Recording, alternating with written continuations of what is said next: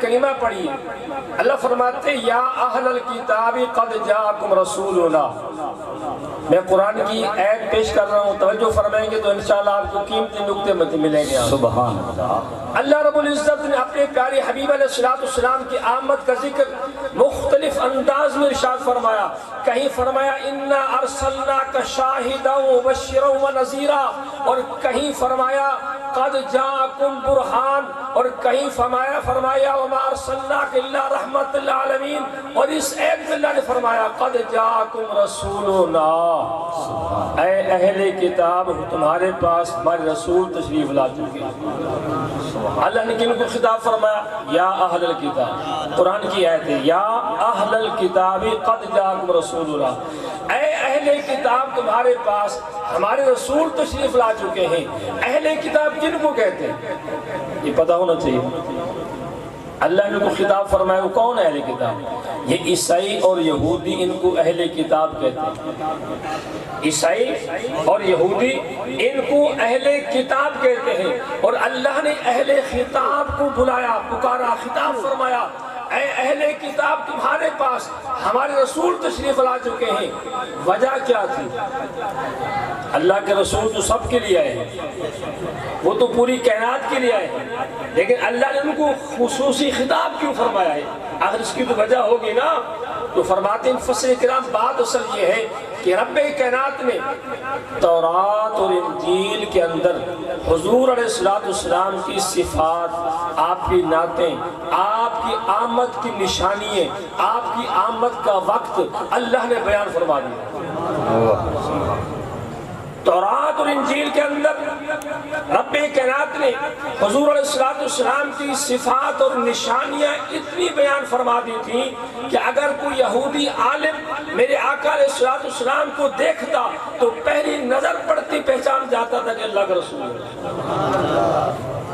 اسے بتانا نہیں پڑتا تھا کہ یہ اللہ کا رسول ہے، اسے کو تعارف کرانے کی ضرورت نہیں تھی، بلکہ پہلی نظر پڑتی تھی چہرہ مصطفیٰ پر تو یہودی عالم پہچان جاتے تھے کہ یہ اللہ کے رسول ہے۔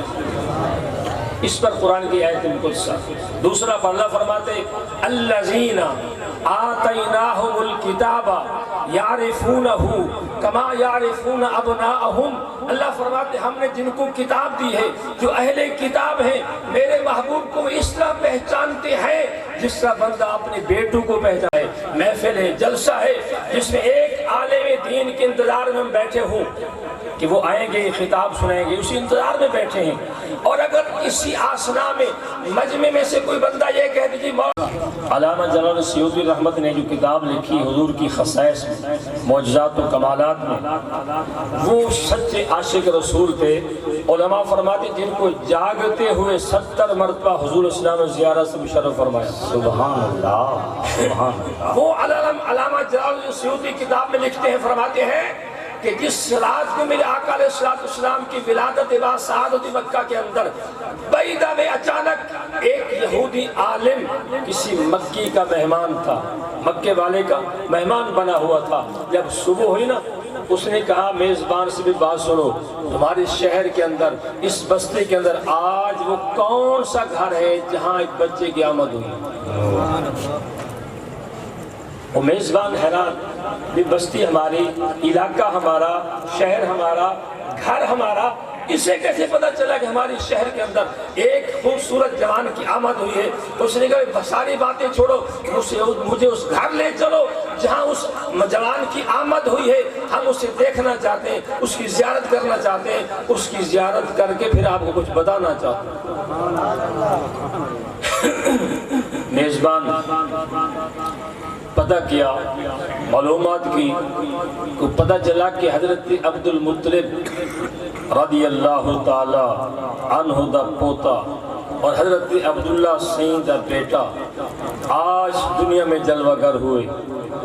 تو مہمان آکاشانہ مصطفیٰ پر دونوں حاضر ہوئے، دستک دی، حضرت عبد المطلب بہب تشریف لائے، اور آپ سے یہی مطالبہ کیا حضرت کرم فرماؤ جس جوان کی آمد ہوئی ہے جو آپ کے یہاں بچے کی ولادت بعد سعادت ہوئی ہے اسی کی ہم زیارت کرنا چاہتے ہیں، اسی کو دیکھنا چاہتے ہیں، اگر کرم نوازی ہو تو ہمیں زیارت کرا دو۔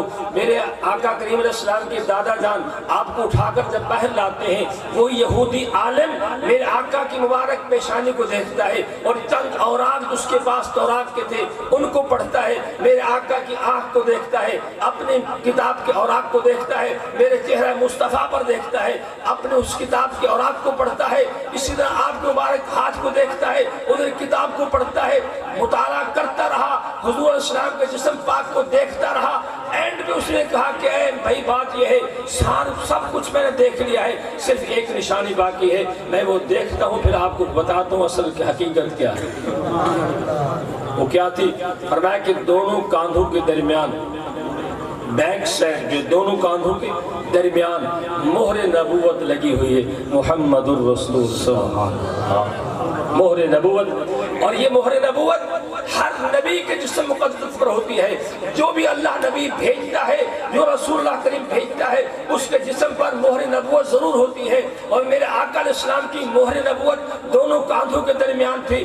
آپ کے جسم پاک سے جب کپڑا سرکایا گیا، مہر نبوت جب سامنے ہوئی، اس یہودی نے مہر نبوت کو بوسہ دیا، سبحان اللہ، چوما، اور بوسہ دینے کے بعد اس نے چلا کر آواز دی، پکارا، اعلان کیا، اے قریش مکہ تمہیں مبارک ہو، آج تک سینکڑوں سال گزر چکے تھے، صدیاں بیت گئی تھی اور نبی بنی اسرائیل کی قوم سے آ رہے تھے، بنی اسرائیل میں نبوت آ رہی تھی، اے قریشی تمہیں مبارک ہو، آج یہ نبوت بنی اسرائیل سے نکل کر قریش کے خاندان میں آ گئی۔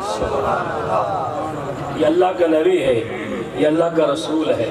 حضرت محترم، اب جب اللہ فرماتے ہیں کہ میرے محبوب کو یہودی اس طرح جانتے ہیں جس طرح بندہ اپنی اولاد کو جانتا ہے۔ حضرت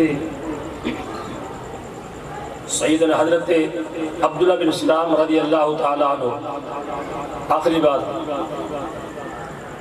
صحابہ کرام اکٹھے بیٹھے ہیں، گفتگو ہو رہی ہے، باتیں چل رہی ہیں، تو حضرت عبداللہ بن سلام جو تھے یہ یہودیوں کے عالم تھے بڑے، اب کلمہ پڑھ چکے ہیں، مسلمان ہو چکے ہیں، صحابی رسول بن چکے ہیں، صحابہ کے ساتھ بیٹھے ہیں۔ تو حضرت عمر بن خطاب رضی اللہ عنہ نے سوال کیا کہ عبداللہ بن سلام بات سنو، اب آپ ہمارے بھائی ہیں، صحابی ہیں، میں آپ سے سوال کرنا چاہتا ہوں اس کلمہ پڑھنے سے پہلے، میں آپ سے پوچھنا چاہتا ہوں جب آپ نے کلمہ نہیں پڑھا تھا، آپ یہودیوں کے عالم تھے، کیا اس وقت بھی ہمارے نبی کو آپ جانتے تھے؟ سبحان اللہ، یا اس وقت بھی پہچانتے تھے جب قرآن جو فرما رہا ہے کہ یہودی حضور کو جانتے ہیں؟ تو حضرت عبداللہ بن سلام نے جواب دیا، اے عمر مجھے اللہ کی عزت کی قسم ہے، انسان کو اپنی اولاد کی پہچان میں بھی شک ہو سکتا ہے، ہمیں مصطفیٰ کریم علیہ السلام کی ذات پر ایک ذرا برابر بھی شک نہ تھا، واقعتاً اللہ کے رسول ہے۔ سبحان اللہ۔ رب کائنات نے اسے فرمایا کہ یا اہل الکتاب، اے اہل کتاب، قد جاءکم رسولنا، کہ تمہارے پاس ہمارے رسول تشریف لا چکے ہیں، یبین لکم کثیرا مما کنتم تخفون من الکتاب، اللہ فرما رہے ہیں کہ جو کچھ تم کتاب میں مسئلے چھپا کر بیٹھے ہو نا یہودیوں، میرا نبی آگے تمہیں بتا دے گا۔